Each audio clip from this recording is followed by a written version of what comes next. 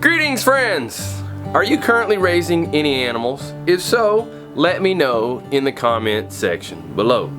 But here on our homestead, we're raising chickens, and ducks, and cats, and dogs, as well as goats. And we started with goats about a little over a year and a half ago. We got our first goat, well, I should say more than one goat because it was a package deal. We got Hazel, a Nubian goat, which was really good for milking. We really liked those characteristics because we wanted a dairy goat here, a way of producing our own milk. But a part of that package deal, we got 2 other goats. And there's some controversy as to what those 2 goats are.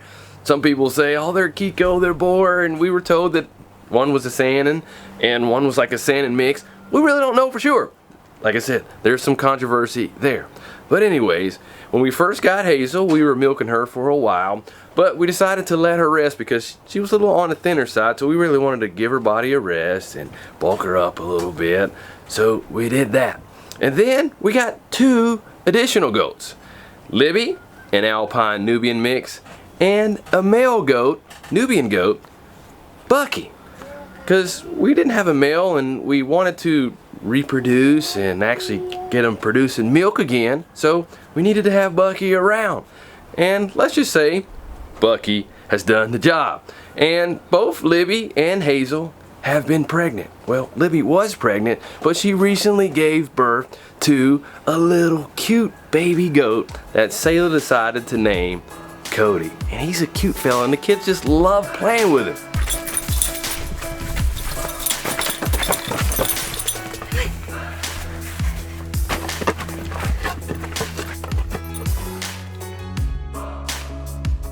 And recently we started milking Libby, gradually getting more and more milk from her for us to consume. But one of the things that we were trying to be mindful of is that we didn't take away too much milk from the baby. But we're still newbies at this, and some of you who've had more experience raising dairy goats were letting us know in the comment section below that that isn't something that we needed to be concerned about. Well, anyways, we've also been doing things like feeding her sunflower seeds, alfalfa, feed mix, extra hay, as well as a Redmond mineral mix, which the goats really love here, and we've been using that for some time now, and they just absolutely love it. But we encountered a problem. Well, actually, 2 problems. Problem number 1 is Cody learned how to jump out of his stall. Whoa, what the hell did you get out? He just jumped right over. You saw him jump out? He just jumped right over there. No. No. It's quite the jumper. Wow. Each night we put them both up in separate stalls so that way we can have milk, so he's not nursing on her at night. And these stalls are in under our greenhouse high tunnel, which is inside of our electric fencing, so that way it keeps them in and the predators out. And since he learned how to jump out of that stall, well, I had to do something about that. So we put an extra rail on top of his stall, and somehow he still got out of that. So Sayla took the haystack that he was kind of using to jump out of the stall. She took that out. He still jumped out. So we just covered his stall with a tarp, and that has worked. So that problem has been solved. But there's another problem that we've been dealing with, and that is one of Libby's teat udder. Not sure, is it teat or is it udder? Udder teat, I'm not sure. Whatever it is, she got a cut right there on it.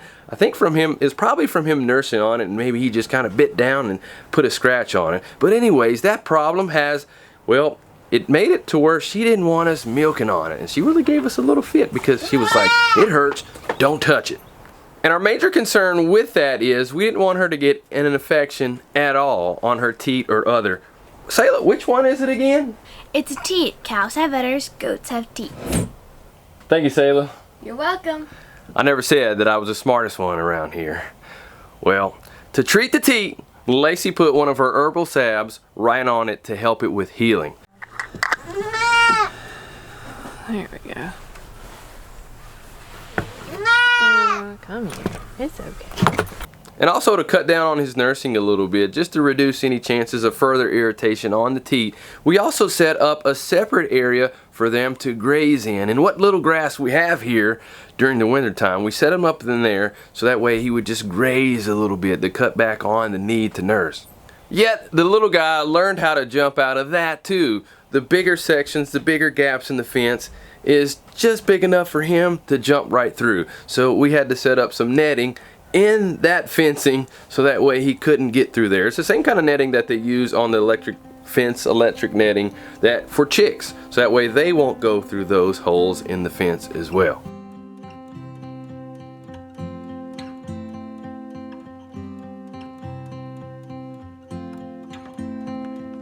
And before dark, we put them right back up again. But before we did so, Selah took some of Lacie's salve and put it right there on the teat again. Go ahead, you gotta put it on.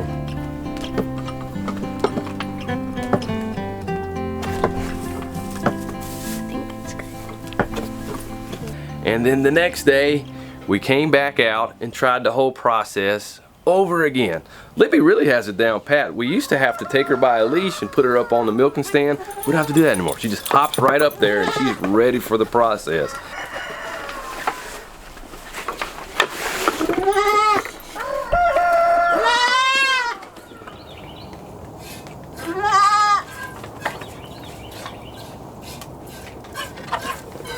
And as Selah was milking her, it went a lot better than it did the day before.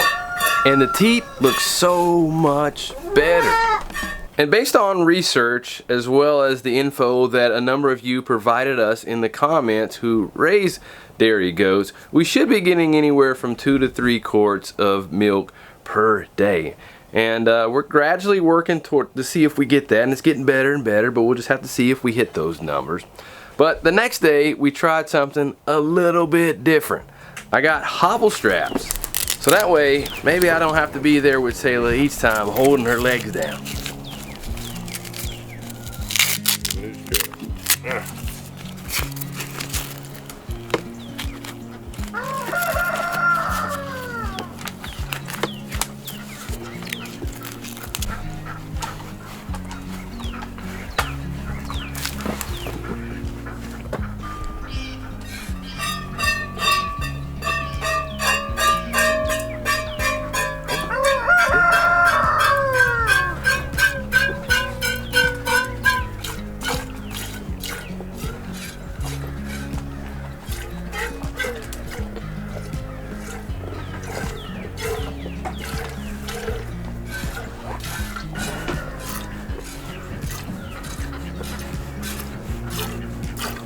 With these straps, it's looking like you might not need me out here anymore. Does that give you a little more confidence with having the straps?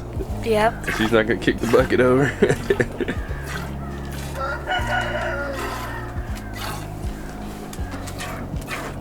She's also looked like she's doing a lot better on her teeth, on her udder. Doesn't look like it's bothering at all anymore. So it looks like the salve did the trick.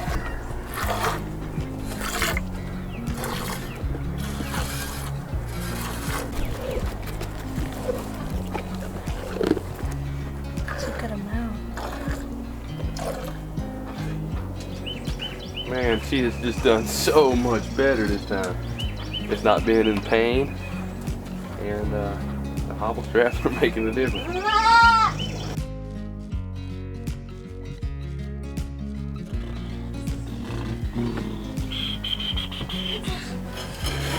Excuse me. All right, let's see what we get here.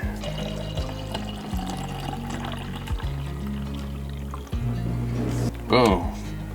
Full pint there. That's the most.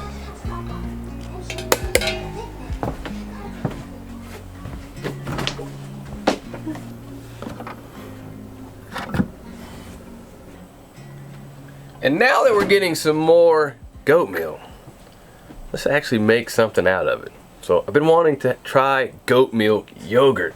Never had any before. You've been making some yogurt here recently with cow's milk, but let's try some with goat milk. This will be a first for the both of us. Alrighty, let's do it.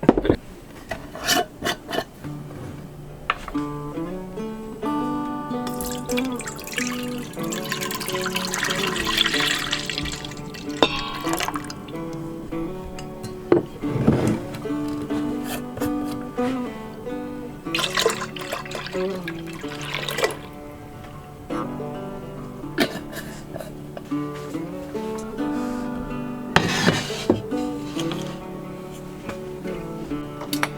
the first step is heating up your milk to 180 degrees.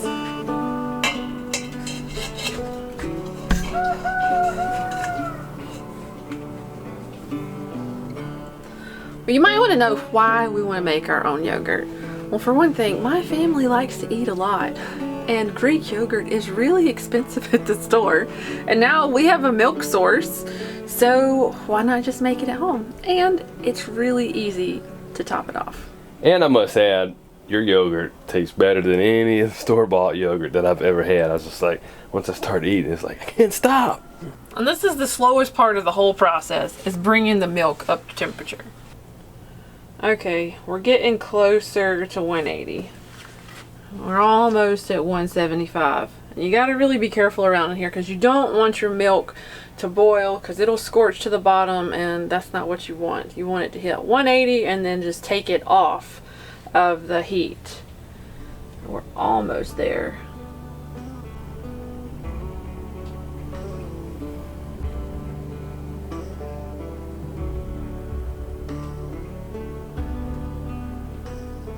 Okay, it's hit 180 degrees, so I'm going to pull it off the heat. Thermometer there. And now we actually want to cool it back down. So I normally have my big stainless steel bowl, and I want to put some cold water in it.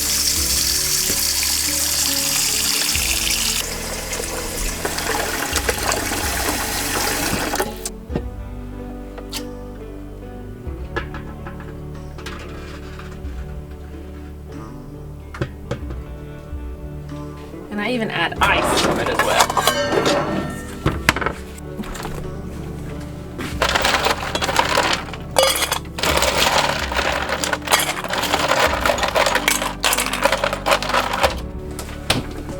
And I add it to the water. I don't add it to my milk. You want to cool this down.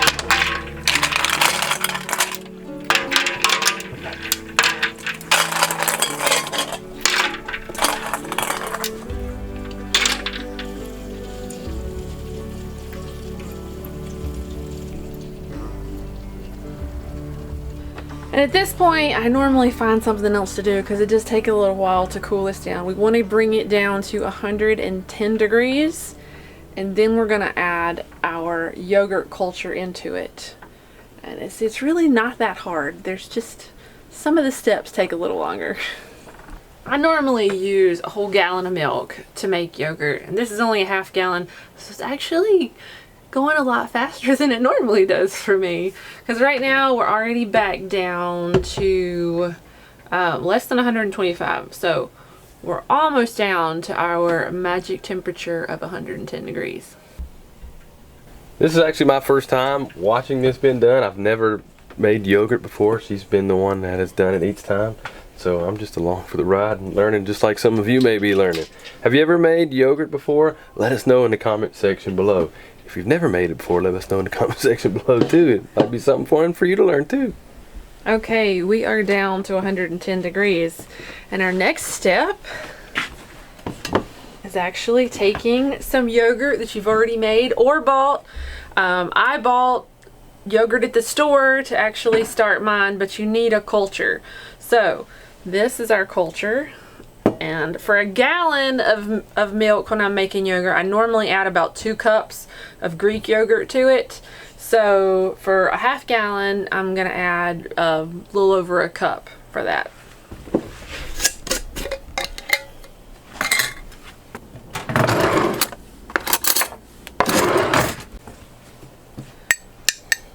Some recipes that I've seen actually say you should take out a cup of the warm milk and put it in another bowl and then put your starter culture in it, but I'm a lazy cook. So all I've ever done is take it straight from the refrigerator and put it in the whole pot and then whisk it up. So that's what I'm going to do.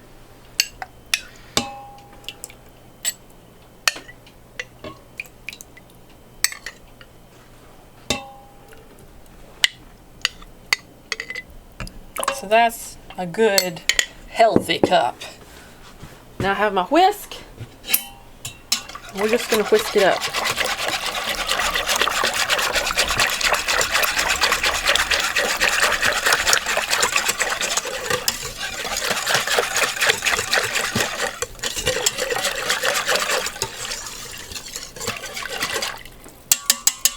Okay, that's it. It's all whisked in there. And now, put it in the Instapot, put the lid on, and hit the yogurt button. And that's it. You heat the milk up, you cool it down, you add your culture, and you put it in your Instapot and let it warm it up and keep it for 8 hours. Or you can also make it in a crock pot, which I have done years ago. I don't actually remember all the steps for making it in the crock pot, but it was super simple then too.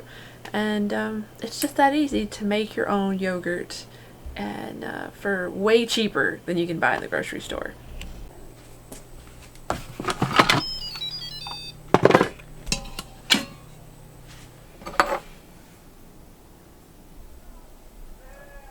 Okay, here's your goat milk yogurt. How is it? Yum. Slightly different than the cow milk, but really, really good. She must love me, because she doesn't really like milk or yogurt. She made it for me and gave me the honor also of having the first bite of it. So thank you. You're welcome. I do love you. So you guys should definitely give goat milk yogurt a try. It was a pleasure running away with you. We were just children acting like a dog.